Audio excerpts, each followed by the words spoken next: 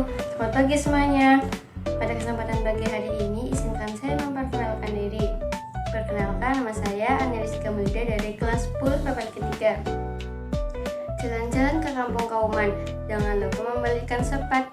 Mari kita mulai presentasi dengan senyuman agar ilmu yang kita dapat semakin berkenan. Maka dari itu, izinkan saya memulai presentasi agar lebih mempersingkat waktu.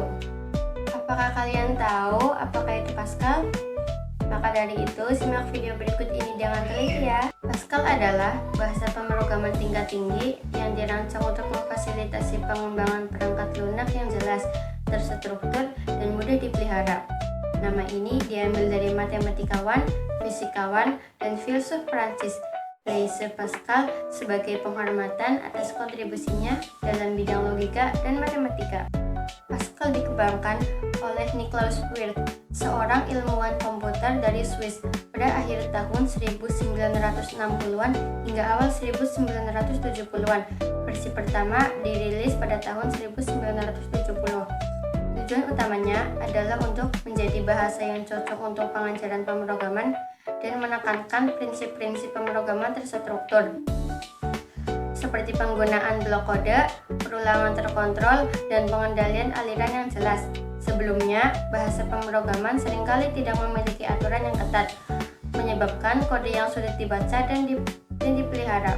Manfaat utama belajar Pascal adalah untuk membangun fondasi pemrograman yang kuat karena sintaksnya jelas dan terstruktur, melatih logika dan pemecahan masalah melalui penekanan pada algoritma, serta mengenalkan konsep pemrograman terstruktur yang disiplin.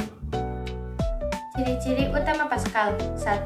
Berorientasi struktur, mendukung penggunaan blok kode, begin, end, fungsi, dan prosedur untuk memecah program menjadi bagian-bagian yang lebih kecil dan terkelola. 2.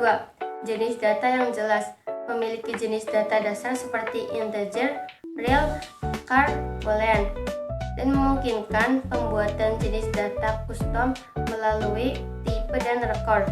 3. Pengendalian aliran yang terstruktur, mendukung pernyataan if, then, else, case, for, while, dan report, until, untuk menggantikan pernyataan goto yang cenderung membuat kode berantakan.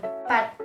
Ketat dalam sintaks, memiliki aturan sintaks yang ketat untuk meminimalkan kesalahan penulisan kode dan memastikan kode yang konsisten. 5. Portable, dapat diimplementasikan di berbagai sistem operasi dan arsitektur komputer tanpa perubahan besar pada kode. 6. Cocok untuk pengajaran, struktur yang jelas dan prinsip-prinsip yang teratur membuat Pascal menjadi bahasa awal yang populer untuk mempelajari konsep pemrograman. Kali ini saya akan membahas tentang C++. Pengertian: C++ adalah bahasa pemrograman berorientasi objek yang juga mendukung paradigma pemrograman prosedural dan generik.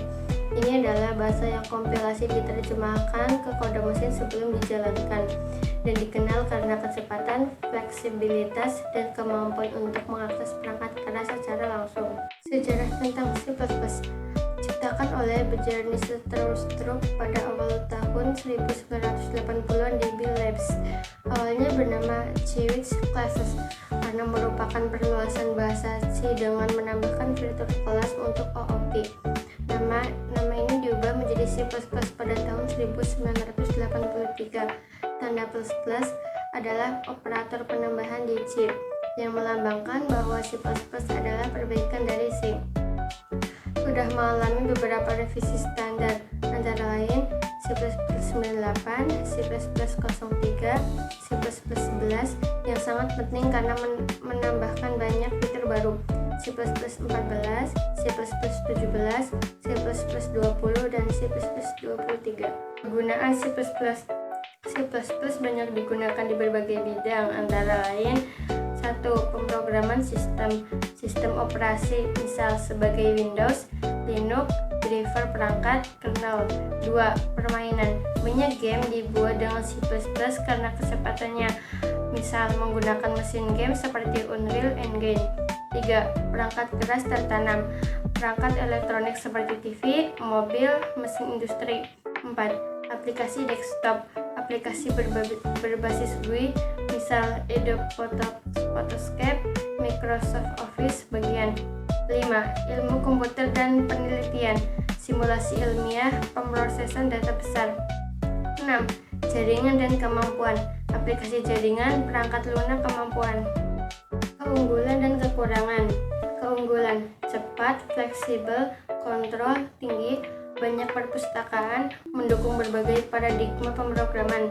Kekurangan: lebih sulit dipelajari dibandingkan bahasa modern seperti Python, kode lebih panjang, risiko kesalahan karena penggunaan printer yang tidak tepat.